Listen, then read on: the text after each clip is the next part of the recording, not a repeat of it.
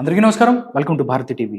ప్రస్తుత రాజకీయ అంశాల మీద మనతో పాటు చర్చలో పాల్గొంటున్నారు జ్యోత్స్న తిరునగరి గారు, జాతీయ తెలుగుదేశం పార్టీ అధికార ప్రతినిధి. మేడంతో మాట్లాడదాం, మరిన్ని విషయాలు తెలుసుకుందాం. నమస్కారం మేడం. నమస్తే అండి. తెలుగుదేశం పార్టీకి ఏదైతే ఉందో విజయవాడలో ముంపు ప్రాంతంలో ప్రతి ఒక్కళ్ళు కూడా అక్కడికి వెళ్ళి సహాయ కార్యక్రమాల్లో పాల్పంచుకుంటున్నారు.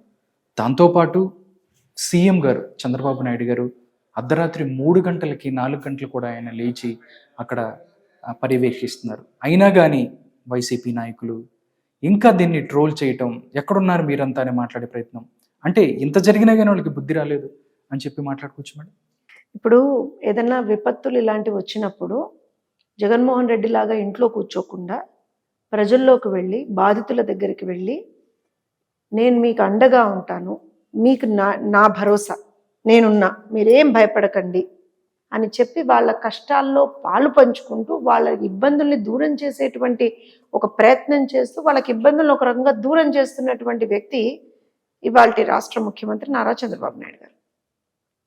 ఇప్పుడు వాళ్ళకి అలవాటు ఏంటి? వైఎస్ఆర్సీపీ వాళ్ళకి 24 గంటలు కూడా కోడిగుడ్డుల మీద ఈకలు పేకడమే వాళ్ళకి అలవాటు, వాళ్ళ నేచర్ అది. ఆ నేచర్ని మార్చుకోమని మీరు నేను లేకపోతే ప్రజలు చెప్తే వింటారు. అందుకే కదా ప్రజలు చెప్పారు కాబట్టే 150 నుంచి ఈడ్చితని 11 ఇచ్చారు. ఇంకా సిగ్గు లేకుండా అవే చేస్తున్నారు వాళ్ళు. ఈసారి ఆ 11 కూడా కాదు, 1 కూడా వచ్చే ఛాన్సెస్ ఉండవు నెక్స్ట్ టైంకి. అంతే జరుగుతుంది, అంతకుమించి ఏం లేదు. సరే, రాజకీయాల్లో ఒక క్షణం పక్కన పెట్టేద్దాం. ఇవాళ ఒక విపత్తు సంభవించినటువంటి సమయం, అవునా? ప్రజలు ఇబ్బందులు పడుతున్నటువంటి సమయం. నిజంగా కూడా ఇలాంటి న్యాచురల్ కెలామిటీస్ ఏవైతే ఉంటాయో చెప్పి రావండి. ఏవి కూడా కొంత ఇబ్బందికరమైన పరిస్థితి ఫేస్ చేయాల్సి వస్తుంది. అయితే దీనికి సంబంధించి కొన్ని అసత్య ప్రచారాలు చేస్తున్నారు వాళ్ళు. ఏదో ముందర ఇన్ఫర్మేషన్ వచ్చినా ఏదో పట్టించుకోలేదని. నిజంగా మాట్లాడితే ఎప్పుడైతే ఇన్ఫర్మేషన్ వచ్చిందో వెంటనే యూజువల్గా వాతావరణ శాఖ నుంచి ఒక ప్రిలిమినరీ ఇన్ఫర్మేషన్ వస్తుందండి. ఆ ప్రిలిమినరీ ఇన్ఫర్మేషన్ రాగానే వెంటనే honourable chief minister Nara Chandrababu Naidu గారు వెంటనే సంబంధిత అధికారులతోటి, అలానే అక్కడ ఏమంటారంటే ఆ కన్సర్న్ మినిస్టర్స్ తోటి వాళ్ళందరితోటి కాన్ఫరెన్స్ కండక్ట్ చేసి ఎవ్రీబడి షుడ్ బి ప్రిపేర్డ్. అవును, ప్రిపరేటరీ మీటింగ్ కండక్ట్ చేశారు. వీఆర్ రెడీ ఫర్ ది దాన్ని మనం ఆపలేం. ఇప్పుడు వర్షాలని మనం ఆపలేం, వరదల్ని మనం ఆపలేం, కానీ ఎలా మనం జరిగిపోయేటువంటి నష్టాన్ని కొంచెం తగ్గించుకోగలుగుతాం అనేది కదా ఏ ప్రభుత్వం అయినా చూసేది. ఆ ప్రిపేర్డ్నెస్ లోనే ఆ రోజు మీటింగ్స్ చేశారు. ఖచ్చితంగా ఎవ్రీథింగ్ వాజ్ ప్రిపేర్డ్. ఇన్ఫాక్ట్ నేను కరెక్ట్ గా చెప్పాలి అంటే ఆ జిల్లాల కలెక్టర్లు అందరికీ కూడా ఒక ఫండ్ ఏదైతే ఉంటుందో, ఐ థింక్ 3 కోట్ల రూపాయలు ఏదో they can as and when దానికి సంబంధించి వాళ్ళు విడుదల చేసుకునేటువంటి ఒక వెసులుబాటు కూడా కల్పించేశారనమాట ఇమీడియట్ గా. సో ఇవన్నీ జరిగిపోయాయి, బ్యాక్ ఎండ్ లో ఇవన్నీ జరిగిపోయాయి. దాంతో పాటుగా ఎప్పుడైతే ఇలాంటిది ఒకటి సంభవించిందో ఇమ్మీడియట్ గా ఆన్ గ్రౌండ్ అధికారులు, ఆన్ గ్రౌండ్ మంత్రులు అందరూ వచ్చేసారు. అందరూ వచ్చేసి వెంటనే అక్కడ ఉన్నటువంటి ప్రజలకు ఏవేవి అవసరాలు ఉన్నాయో వాళ్ళని ఎలా మనం కాపాడుకోవాలి ఇవన్నీ వాళ్ళు చేసుకుంటూ ముందరికి వెళ్ళిపోయారు. చంద్రబాబు నాయుడు గారు రివ్యూలు పెట్టారు. ఏ జిల్లాలో పరిస్థితి ఏంటి, ఎంత మేరకు వర్షపాతం నమోదవుతుంది, ఎక్కడ ఏ విధమైనటువంటి మనకి గండిపడేటువంటి వాగులు కానీ చెరువులు కానీ ఏవి గండిపడేటువంటి అవకాశాలు ఉన్నాయి, ఎక్కడ ఏ డ్యామ్లలో మనకి ఓవర్ఫ్లో జరుగుతుంది, దాన్ని మనం ఎలా ఇచ్చేసుకోవాలి, మొత్తం కన్సర్న్డ్గా రివ్యూస్ అన్నీ చేసేసుకున్న తర్వాత మొత్తం అయిపోయిన తర్వాత నిన్న ఆన్ గ్రౌండ్ వచ్చేసారు ఆయన. ఎంత మనం ప్రయత్నించినా సరే ప్రాణ నష్టాన్ని చాలా మటుకు అవాయిడ్ చేయగలిగాం, చాలా మిటిగేట్ చేసుకోగలిగాం. అప్పటికి ఎంత మనం ప్రయత్నించినా 9 విలువైనటువంటి ప్రాణాలను మనం కోల్పోయాం. చాలా ఇబ్బందికరమైనటువంటి వాతావరణం, చాలా బాధ కలిగించేటువంటి వాతావరణం. అయినా సరే ఒక రకంగా చంద్రబాబు నాయుడు గారు లేదు నేను వెళ్ళాలి, ప్రజల దగ్గరికి వెళ్ళాలి అని నిన్న మధ్యాహ్నం నుంచి ఆల్మోస్ట్గా ఆయన ప్రజలతోటే ఉన్నారు. నిన్న రాత్రంతా నిద్రపోలేదు ఆయన. అసలు మీరందరూ కూడా మీ ఛానల్స్ అన్నీ కూడా చూపిస్తూ ఉన్నాయి. ఎక్కడికక్కడ సింగ్ నగర్, కృష్ణలంక, ఫెర్రీ దగ్గర, ఇబ్రహీంపట్నం, ఎవ్రీవేర్ ప్రతి చోటకి వెళ్ళి అమ్మా నేనున్నాను, నేను చూసుకుంటాను, మీరు జాగ్రత్తగా ఉండండి, మీకేం కావాలి, ఇలా ఆన్ గ్రౌండ్ పనిచేసినటువంటి ఒక్క ముఖ్యమంత్రిని నాకు చూపించండి. ఒక్క ముఖ్యమంత్రిని. ఇవాళ ఒక్కొక్కడు వచ్చి వాగుతున్నటువంటి వైఎస్ఆర్సీపీ వాళ్ళకి ఒకటే ప్రశ్న నాది. జగన్మోహన్ రెడ్డి ముఖ్యమంత్రిగా ఉన్నప్పుడు అన్నమయ్య డ్యామ్ దగ్గర కొట్టుకుపోయినటువంటి పరిస్థితి చూసాం. ఏం చేశాడు జగన్మోహన్ రెడ్డి? 4 రోజుల తర్వాత తీరిగ్గా వచ్చి కుళ్ళిపోయిన టమాటాలు 1 కేజీ బియ్యం ఇచ్చి అక్కడే బ్యారికేడ్లు కట్టుకొని పరదాలు కట్టుకొని నిలబడి అల్లంత దూరాన బాధితులతో ఏదో మాట్లాడినట్టు చేసి ఇంకో దగ్గరికి వెళ్ళి కేజీ ఆలుగడ్డలు ఇచ్చాం, కేజీ ఉల్లిగడ్డలు ఇచ్చాం అని చెప్పాడు. ప్రజల దగ్గరికి వెళ్ళాడా? మాట్లాడా? నిన్న ముఖ్యమంత్రి గారు అక్కడికి వెళ్ళి గ్రౌండ్లో కొన్ని ప్రాబ్లమ్స్ ఉన్నాయి, ఇబ్బందులు పడ్డారు ప్రజలు, సరిగ్గా వాళ్ళకి ఆహార పదార్థాలు సరిగ్గా అందలేదు మార్నింగ్. ఇమ్మీడియట్గా అక్కడ ఉన్నటువంటి అధికారులందరినీ పరిగెత్తించి ప్రతి దగ్గర నాకు తెలిసి ప్రతి నూక్ అండ్ కార్నర్కి ఒక అధికారిని రెస్పాన్సిబుల్గా పెట్టేశారు. ఆయన అధికారుల పేర్లు ఫోన్ నెంబర్లతో సహా మీడియాకి రిలీజ్ చేశారు. ఈ ఫలానా ఏరియా, ఈ ఫలానా అధికారి వచ్చాయిగా, మీ దగ్గర కూడా ఉందిగా లిస్ట్. ఇవన్నీ చేశారు. ప్లస్ ఏదైతే ఇప్పుడు అలాంటి పరిస్థితుల్లో ఏం అవసరం? మంచినీరు, మందులు, తర్వాత సంబంధితమైనటువంటి ఆహార పదార్థాలు, ఇవన్నీ కదా అవసరం. ఏం చేశారు? వెంటనే అక్కడవన్నీ అరేంజ్ చేశారు కదా, మంత్రుల్ని ఆన్ గ్రౌండ్ దింపారు కదా, తిరుగుతున్నారు కదా. అనిత గారు, కొల్లు రవీంద్ర గారు, కొండపల్లి శ్రీనివాస్ గారు, సవితమ్మ, దేవినేని ఉమా గారు, ప్రతి ఒక్కరు ఆన్ గ్రౌండ్ ఉన్నారు కదా. బోండా ఉమా గారు, ఆ concerned MLA, concerned MP, everybody is on ground. ఇంకేంటి? అంతా జరిగిన తర్వాత అర్ధరాత్రి గంటకి మీ మీడియా ప్రతినిధులతో సహా ప్రజలందరికీ కూడా అప్డేట్ ఇస్తుకుంటూ వచ్చారండి. గంటకి రాత్రి అప్పటికప్పుడు ఇమ్మీడియట్గా ప్రధానమంత్రి తోటి, హోంశాఖ మంత్రులతోటి మాట్లాడి ఎన్డీఆర్ఎఫ్ బృందాలను తీసుకొచ్చారు. హెలికాప్టర్స్ ఏవైతే మనకు కావాలో, అంటే మనం వెళ్ళలేనటువంటి ప్రదేశాల్లోకి ఆహార పదార్థాలను ఇవ్వడానికి హెలికాప్టర్స్ తీసుకొచ్చారు. నాకు తెలిసి ఒక 10 ఎన్డీఆర్ఎఫ్ బృందాలను తీసుకొచ్చారండి. తమిళనాడు నుంచి ఒక 3, పంజాబ్ నుంచి ఒక 4, ఒడిశా నుంచి ఒక 3. ఇంకా చెప్పమంటారా చంద్రబాబు నాయుడు గారు ఏం చేశారు? అక్షయ పాత్ర వాళ్ళతోటి మాట్లాడి ఫుడ్ అరేంజ్మెంట్ చేయించారు. కనకదుర్గమ్మ గుడి దగ్గర నుంచి, ఆ దేవస్థానం నుంచి ఫుడ్ అరేంజ్ చేయించారు.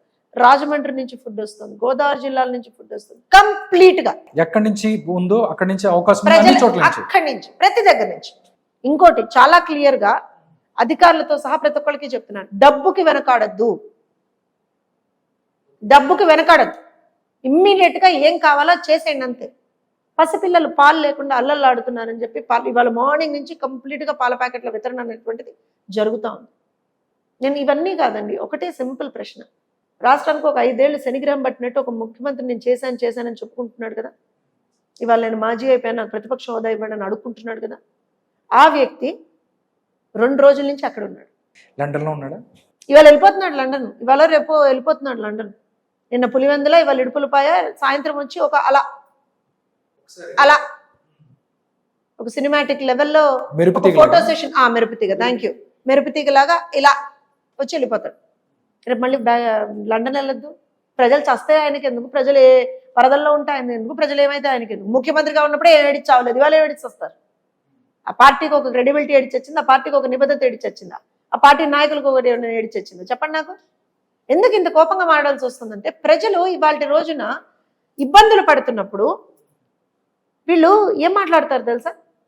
అక్కడ చంద్రబాబు నాయుడు గారి ఇల్లు మునిగిపోయింది, అమరావతి మునిగిపోయింది, విజయవాడ మునిగిపోయింది.